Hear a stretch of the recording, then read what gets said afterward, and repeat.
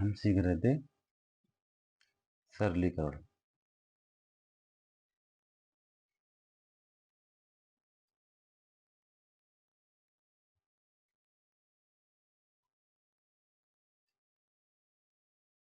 इसमें एक तरीका होता है शून्यों की संख्या निकालना।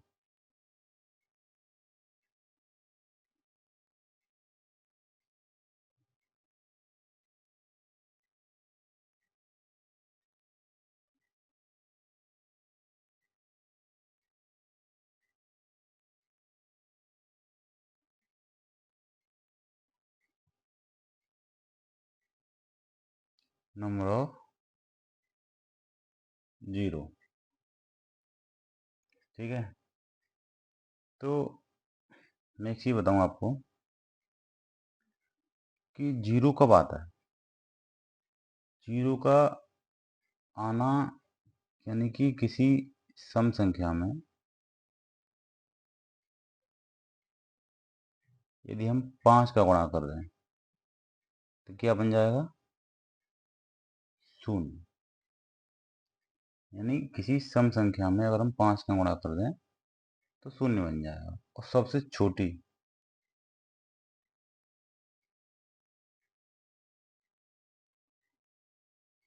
सम संख्या कौन सी है, 2 है। तो इसका मतलब जो है कि अगर हम 2 में 5 का गुणा करें तो शून्य बन जाएगा। सम संख्या कौन कौन सी होती हैं, 2 है, 4 है, 5, 6 है, 8 है, 10 है। तो इन सभी में हम देखें तो इसमें भी 2 है, इसमें भी 2 है, यानी सभी में 2 छिपा हुआ है। 2 के मल्टीपल है ये। तो 2 के मल्टीपल तो ये हो गए। अब यहाँ आप देखेंगे कि यहाँ शून्य आ रहा है, तो इस जो 10 है, 10 का मतलब होता है 2 और 5 का मल्टीपल। तो इससे पहले तो 10 है नहीं। तो अब देखोगे कि यदि हम 2, 4, 6 इनमें सभी में 2 है, अगर हम 2 का मल्टीपल 5 में करें, यानी कि अगर हमें जीरो बनाने के लिए, यानी कि अगर हम जीरो चाहिए, यानी हमें अगर जीरो चाहिए, जीरो बनाने के लिए हमें क्या क्या चाहिए, सम संख्या और 5। ठीक, जीरो बनाने के लिए क्या चाहिए, एक सम संख्या चाहिए और एक हमें 5 का मल्टीपल चाहिए। जैसे जैसे मैं आपको एक बात बताऊं, एक एग्जांपल दूं, यानी कि 120। 120 के गुणनखंड करते हैं हम, 1 गुणा, 2 गुणा, 3 गुणा, 4 गुणा 5, यहाँ तक करते हैं। तो 5 चौक 20, 20 तिया 60, 60 दूनी 120। अब देखो इसमें क्या होता है, इसमें ये होता है कि 5 यहाँ तक आ गया। 5 का आना मतलब जीरो का कम से कम एक बार 5 आना चाहिए और एक बार 2 आना चाहिए। अगर मान लो कि 2 5 आते हैं और एक बार 2 आता है तो भी 10 बन जा, जीरो आ जाएगा। और यदि एक बार 5 आता है और 2 बार 2 आते हैं तो भी जीरो बन जाएगा, लेकिन जीरो एक ही बनेगा। ज़्यादातर जीरो 5 पर डिपेंड करता है, 5 कितनी बार आ रहा है उस पर डिपेंड करता है। इससे ये पहचान हो जाएगी कि जीरो उसमें कितनी बार आ रहा है। ठीक है, तो समझ में आ गया क्या है। जीरो बनाने के लिए सम संख्या का 5 के साथ गुणा जीरो बन जाएगा। इस जैसे एक सवाल लेते हैं, एक सवाल लेते हैं। सवाल ये है कि फैक्टोरियल 10 में शून्यों की संख्या कितनी है, इसमें फैक्टोरियल 10 में।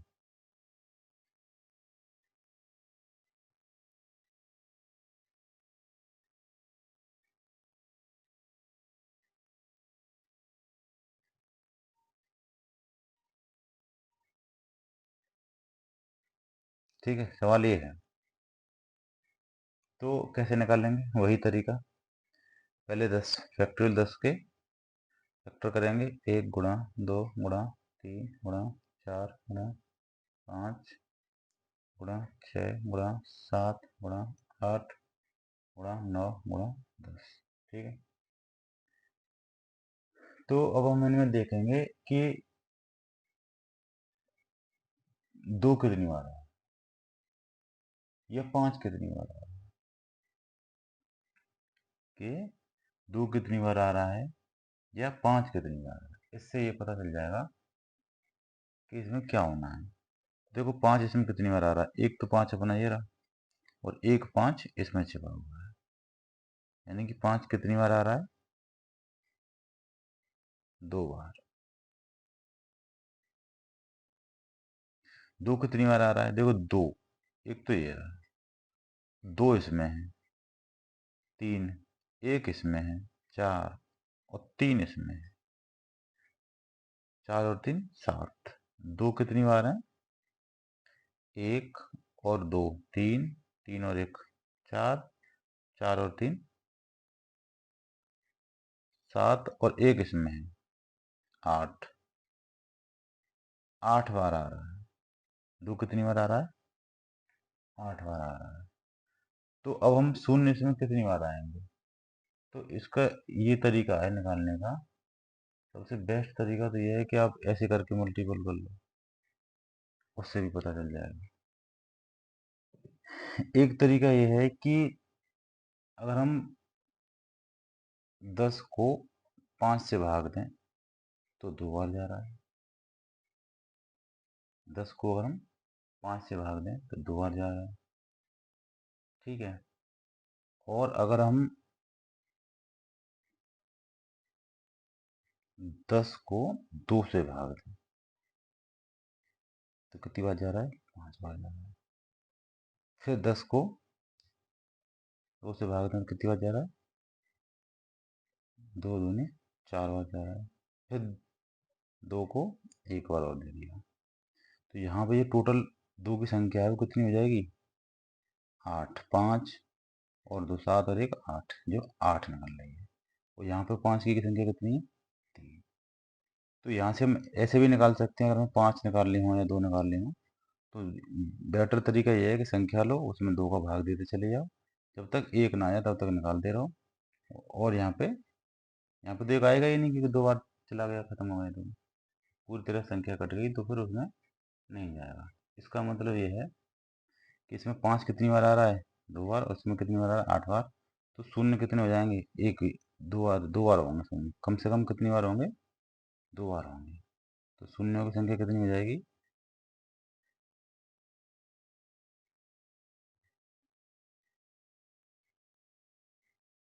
शून्यों की संख्या हो जाएगी 2।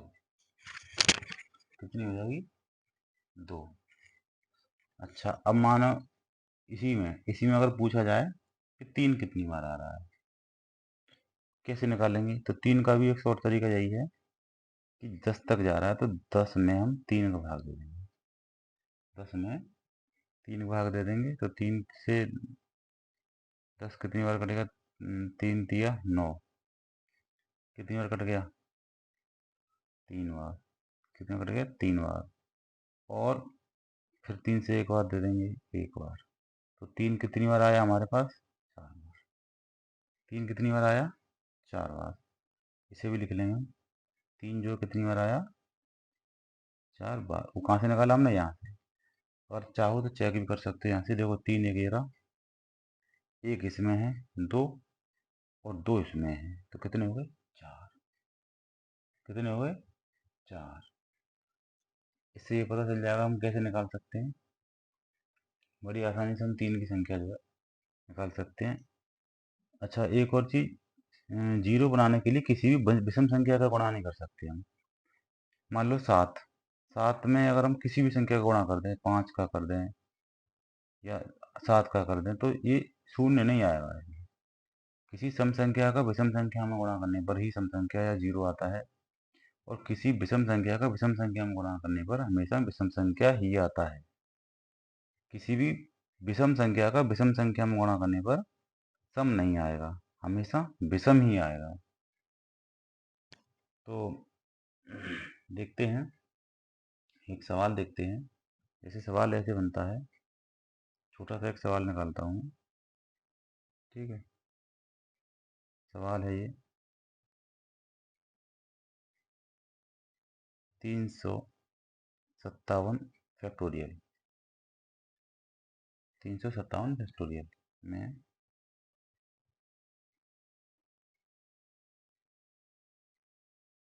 अनुगामी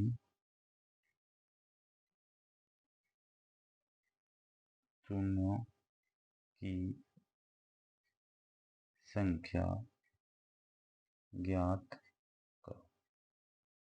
इसका मतलब यह है कि इसमें कितने शून्य आएंगे। यानी देखो फैक्टोरियल 357 फैक्टोरियल, इसका मतलब ये हो गया, अगर हम इसका मल्टीप्लाई करें 1 गुणा 2 गुणा 3 गुणा और भी होंगे 4 5 6 7 8, ये कहाँ तक जाएगा, गुणा 357 तक जाएगा। तो इसमें 2 भी है और आगे चल के 5 भी मिलेगा, 3 4 5 भी मिलेगा। तो इसमें हम क्यों ना फिर 2 तो कई बार मिलेगा, 2 ज़्यादा बार मिलेगा, इससे अच्छा है कि हम 5 निकालें, 5 कम बार मिलेगा।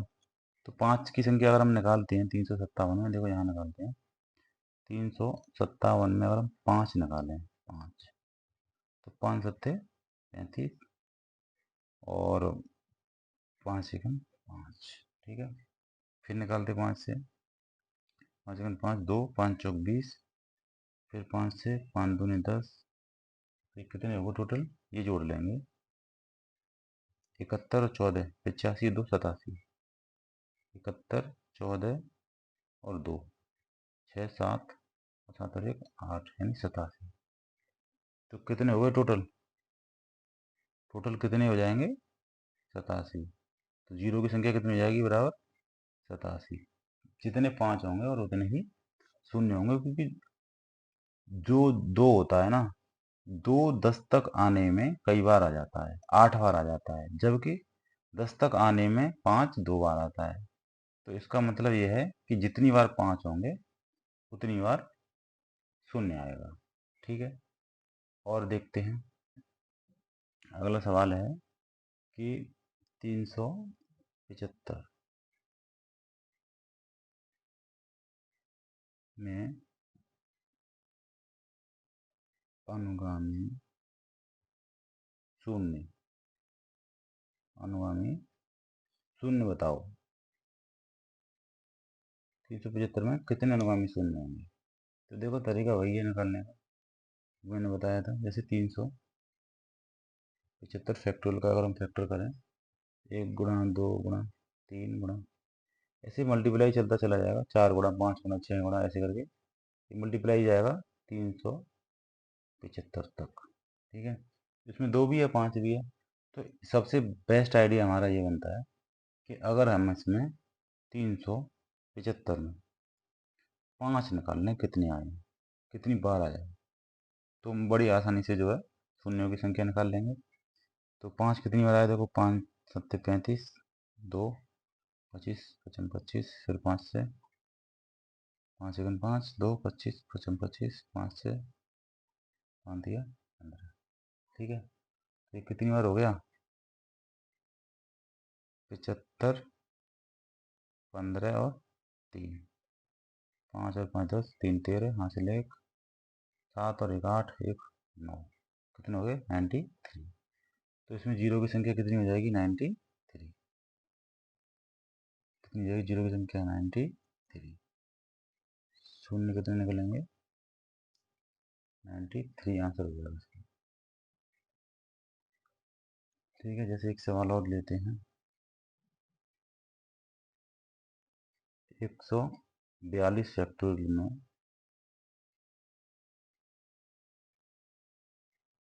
शून्यों की संख्या बताएं।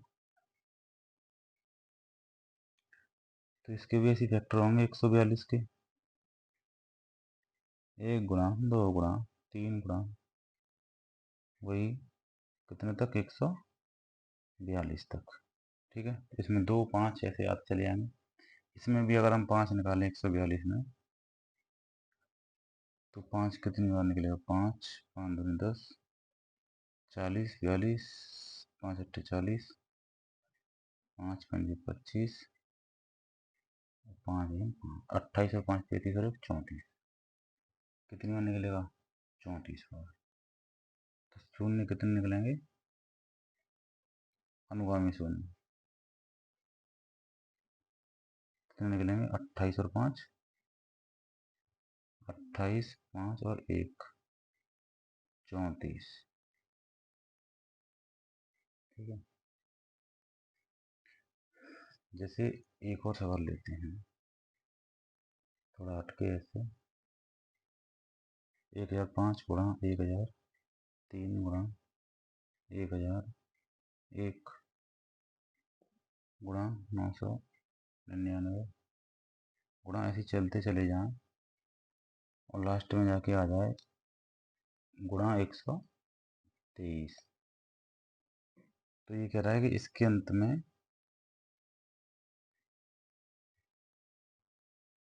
कितने शून्य होंगे?